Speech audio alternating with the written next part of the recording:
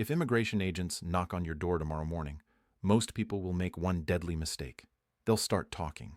They'll try to explain. They'll hand over documents thinking cooperation will save them. And that's exactly when everything falls apart. Because right now, across America, ICE is conducting raids in ways we haven't seen in years.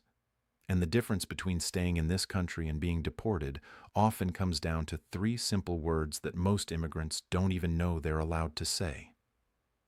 Listen carefully. What I'm about to share isn't theory.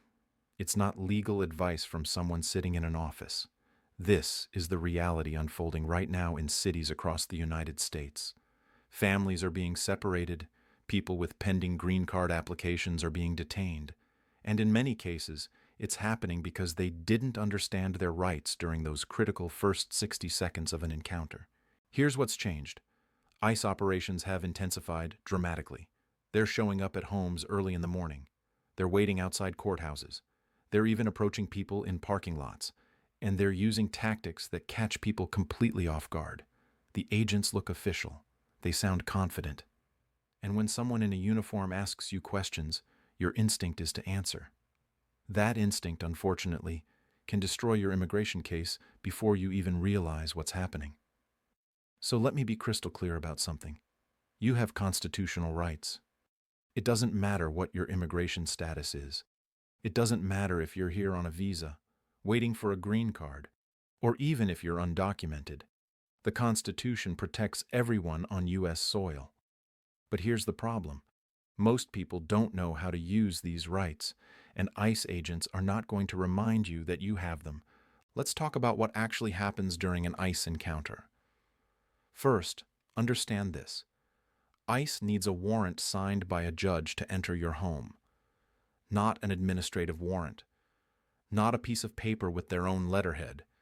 A judicial warrant. The difference is massive, but most people can't tell them apart in the moment. An administrative warrant, which ICE can issue themselves, only gives them power to arrest you if you're already in a public place or if you let them inside. A judicial warrant signed by a judge is different. That one actually allows them to enter your home. Here's where people make the first mistake. An agent knocks on the door. You open it. Maybe you even step outside to talk. The moment you do that, you've given up your strongest protection. Because now you're not inside your home anymore. You're in a public space where they can detain you without any warrant at all. So what do you do instead? This is critical. If someone knocks and identifies themselves as ICE or immigration enforcement, do not open the door. I know that sounds scary. I know it feels disrespectful. But opening that door could be the decision that separates you from your children. Instead, you speak through the door. You ask them to slide any warrant under the door or hold it up to a window where you can photograph it. And this is important. You stay calm. You stay polite. But you do not open that door until you've verified they have a proper judicial warrant. Now here come those three words I mentioned. If agents start asking you questions, if they ask where you're from, what your status is, whether you have documents, here's what you say. I want a lawyer. That's it. 3 words. I want a lawyer. You don't explain why, you don't apologize, you don't say anything else. Because the Fifth Amendment gives you the right to remain silent, and the Sixth Amendment gives you the right to an attorney. These aren't favors. These aren't privileges for citizens only. These are constitutional rights that apply to everyone. Let me tell you why this matters so much. Anything you say during an ICE encounter can be used against you, not just in criminal court, in immigration court too. If you tell them you've been here for 10 years, that's evidence. If you mention you worked somewhere, that's evidence. If you say you came here as a child, that's evidence. And all of that can be used to build a deportation case against you, even if you thought you were just having a conversation. Here's what's happening on social media right now, and I need to clear this up because the misinformation is dangerous. Some people are saying you should never interact with ICE at all. Others are saying you have to answer their questions, or it'll make things worse. Both of these are wrong. The truth is more nuanced. You acknowledge their presence, you remain respectful, but you assert your rights clearly and you stick to them. That's the balance. Another myth floating around. Some people think if you have a pending application with USCIS, ICE won't bother you. That's not true. ICE and USCIS are different agencies. Having a pending green card application doesn't protect you from enforcement action. In fact, if you've received a final order of removal in the past, even if you're married to a U.S. citizen now, ICE can still detain you while your new case is pending. I've seen it happen. It's heartbreaking, but it's real. Let's talk about what happens if you're actually detained. This is where many families panic and make additional mistakes. If ICE takes someone into custody, do not rush to volunteer information to get them out. Do not bring other family members to the ICE office thinking it'll help. Sometimes that puts more people at risk. Instead, contact an immigration attorney immediately. Many cities now have rapid response networks. These are legal organizations that can get an attorney to an ICE facility within hours. Write down these numbers before you need them. Keep them somewhere everyone in your household can access. Here's something else you need to know. ICE sometimes conducts what they call targeted operations. This means they have a specific list of people they're looking for. But here's what happens in practice. If they're looking for one person in an apartment building and they encounter other people during that operation, those people can also be detained if they're found to be in violation of immigration law. This is called collateral arrests, and it's completely legal under current policy. So if ICE is in your building looking for someone else, stay inside. Do not open your door. Do not step into the hallway to see what's going on. Now let's talk about encounters outside your home. Maybe you're walking to your car. Maybe you're at a bus stop. If ICE approaches you in public, the rules change because you don't have the same privacy protections, but you still have rights. You can still say those 3 words, "I want a lawyer." You can still refuse to answer questions. Here's what you should not do. Do not run. I know the fear is overwhelming, but running gives them legal justification to chase and detain you. It can also be used against you later as evidence of evading law enforcement. If they ask for your identification, this is tricky. In some states, you have to provide ID if you're driving. But if you're just walking down the street, you generally don't have to show ID unless they have reasonable suspicion you've committed a crime. Immigration violation alone, in most circuits, is considered a civil matter, not a criminal one for these purposes. But this gets complicated fast, which is exactly why you need to say those 3 words and let a lawyer handle it. Here's a scenario that's becoming more common. ICE shows up at a workplace. They call it a worksite enforcement operation.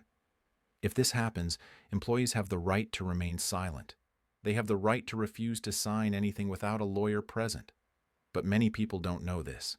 They see official-looking agents, they panic, and they sign documents admitting they're undocumented, or that they used false papers to get the job. Those signatures make deportation almost impossible to fight later.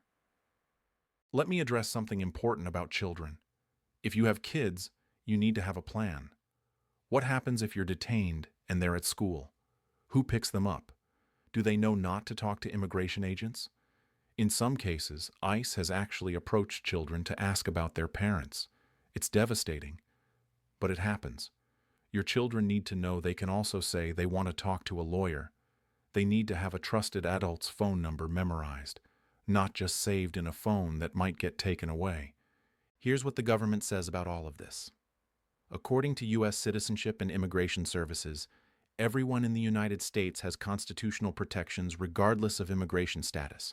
The Department of Homeland Security, which oversees ICE, has stated publicly that enforcement priorities focus on individuals who pose a threat to national security, public safety, or border security.